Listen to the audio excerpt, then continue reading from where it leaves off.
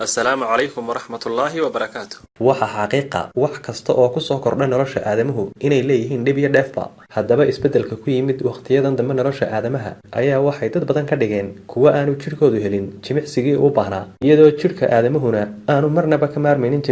jimicsiguna maaha sida ay dadka qaarkii u fahmeen ee ah in jimicsiga laga dhigo mid xadidan sida in la jimicsado week bil ama sanadba ee jimicsigu wuxuu ku lamaan yahay nolosha aadamaha waana muhiim qofku inuu sameeyo noocyada kala duwan ee jimicsiga qaabka uu awoodo ee uu jimicsan karo waxaanaynu soo qaadan doonaa 9 ka mid ah faa'iidooyinka laga helo jimicsiga kuwaas oo kala ah kow ugu horreynba jimicsigu wuxuu u fiican yahay caafimaadka jirkeena sare 2 jimicsigu wuxuu wanaajiyaa dhammaan xaaladaha nafsaaniga daraasado la sameeyayna waxa lagu sheegay in qof kasta qofka uu ka jimicsi badan yahay uu ka farxad badan yahay 3 daraasadahani waxay sheegeen in dadka jimicsiga sameeya inta badan ay noqdaan dadka sida wanaagsan u fikira kuna guuleysta fikirkooda 4 jimicsigu wuxuu wanaajiyaa oo xoojiyaa dhammaan murqaha jirka 5 jimicsigu wuxuu wanaajiyaa isku dheelitirnaanta dhammaan marinada dhiigga ee jirka dheefshiidkana wuxuu ka dhigaa mid si fiican u guto shaqadiisa 6 jimicsigu wuxuu furaa abateedka ama cunto cunista waxaanu meesha ka saaraa subaga saayidka ee jirka 7 waxay daraasado badani sheegeen in dadka jimicsiga sameeya inta badan ay ka badbaadaan xanuunada halista ah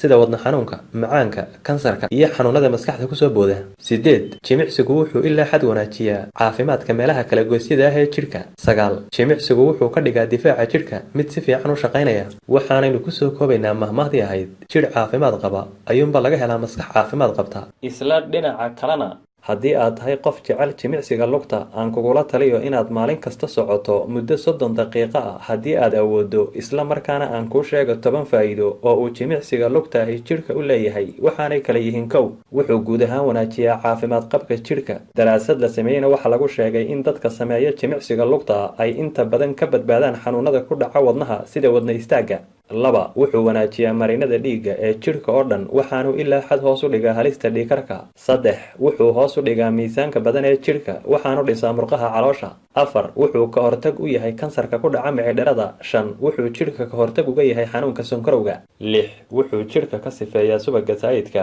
sidaa darteedna wuxuu ka hortag wanaagsan u yahay halista kolestaroolka dhibka leh 7 wuxuu wanaajiyaa shaqada maskaxda waxaanu kor u qaadaa xasuusta qofka 8 wuxuu jirka ka caawiyaa inuu soo daayo dhammaanba hormoonada muhiimka waa jirka 9 wuxuu dhisaa lafaha waxaanu kor u qaadaa caafimaad qabkooda 10 wuxuu jirka siiyaa farxad iyo deganaansho badan ilaahay baana cudurka iyo caafimaad kaba haya